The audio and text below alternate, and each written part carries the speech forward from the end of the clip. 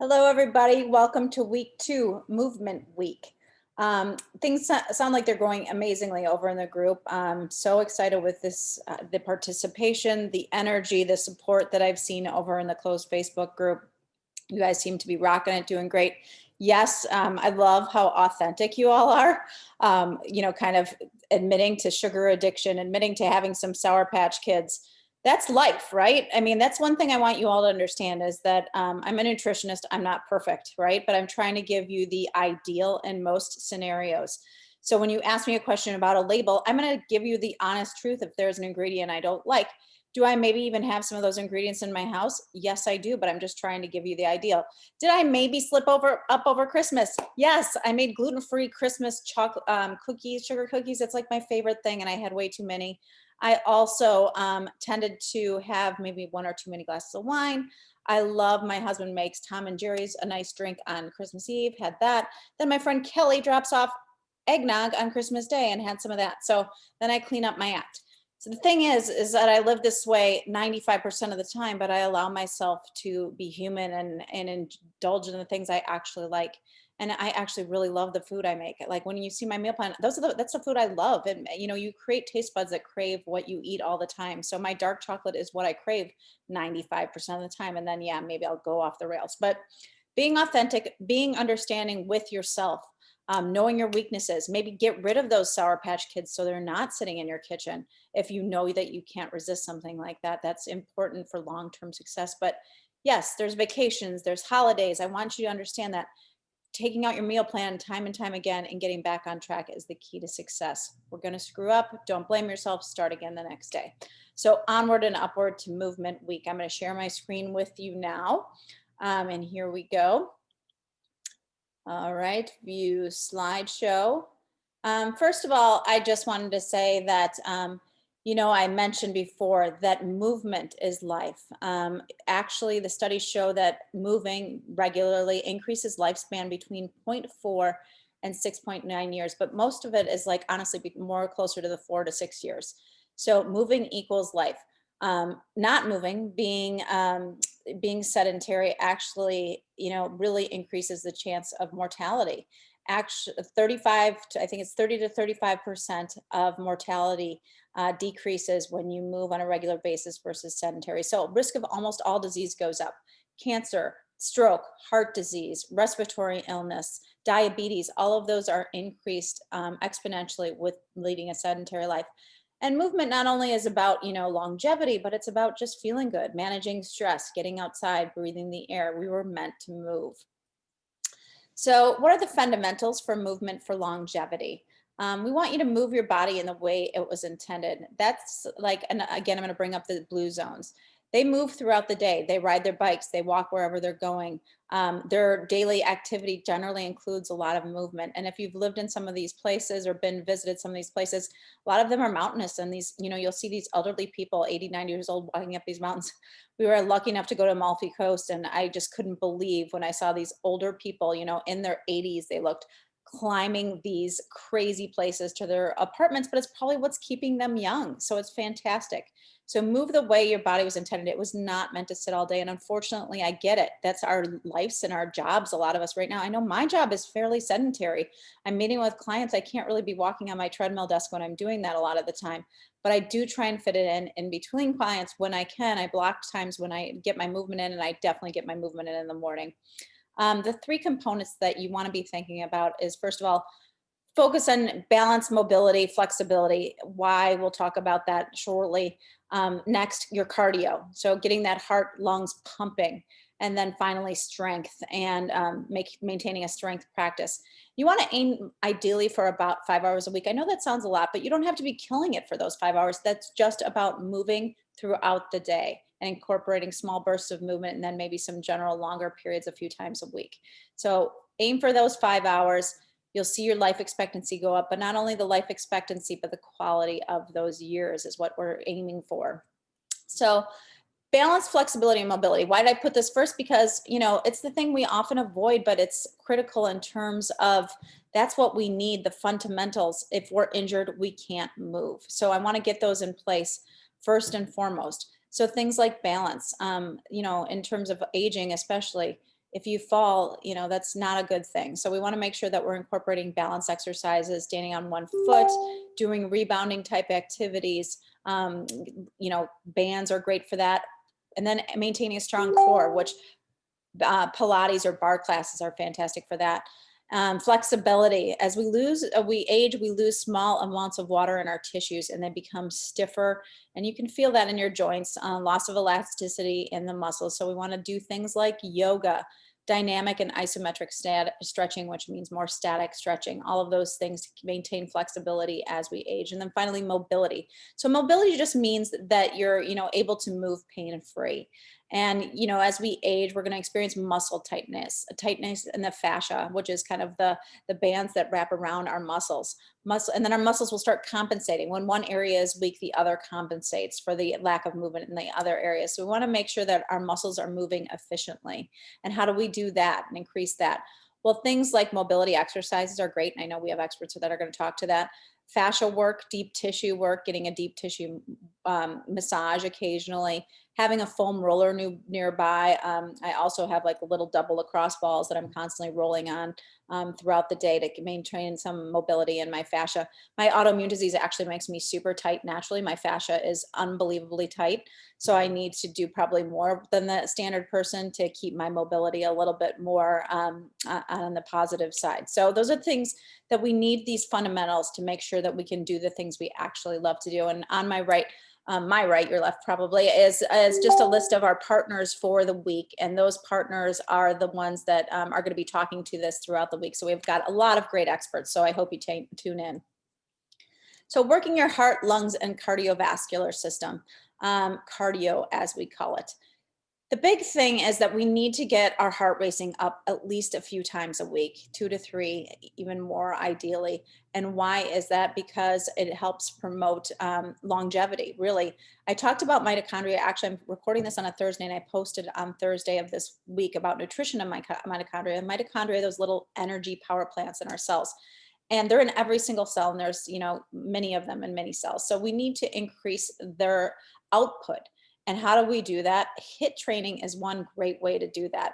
It is one of the biggest health promoting and way to promote our longevity genes is high intensity interval training. And I'll talk, we actually have experts talking about that, but I give an example on this slide, a simple Tabata. That's getting your heart rate up in short bursts with recovery periods in between. That's called HIIT training. And then also decreases mitochondrial decay. So as we age, our mitochondria kind of deplete, and we need to make sure that they are staying strong and keeping our energy levels up. So exercise, this kind of exercise also increases telomeres. So if you remember from my last presentation, I talked about a little bit about telomeres. Those are the little egglets like on the ends of your shoelace. If you think of that, they're actually on the end of our chromosomes that are protecting our DNA from decay. And yes, they do shorten as we get older, and they also shorten as a result of diet and lifestyle. But the good news is that you can actually increase them by exercise. So that's fantastic. And this study in 2017 that I found, people who exercised regularly actually had telomeres that said they were 10 years younger than their biological age. That's huge. So if you could do that, that's fantastic. And that was 30 minutes, 5 days a week of exercise, cardio exercise. So a very big reason on why we need to fix that in and then fit that in. And then finally, NAD. I mentioned this again in last week's video. So that's a coenzyme that all of our cells naturally produce. It's kind of a part of our metabolism, helping food turn into energy. And how do we create more NAD? It's by activating these longevity pathways. And I again talked about this last week, so you're going to have to go watch last week's presentation. It's very fascinating.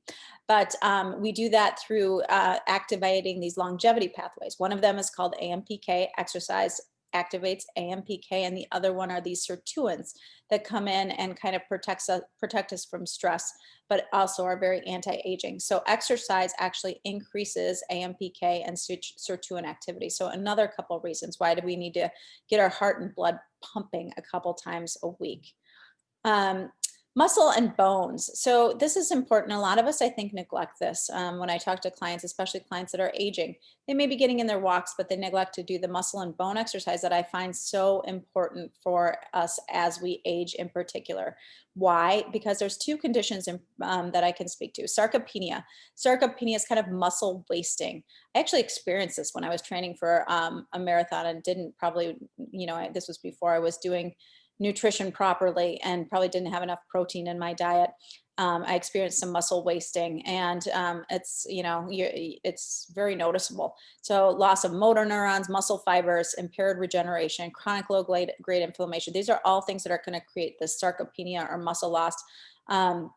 And how do we prevent that from an exercise standpoint? We strength train.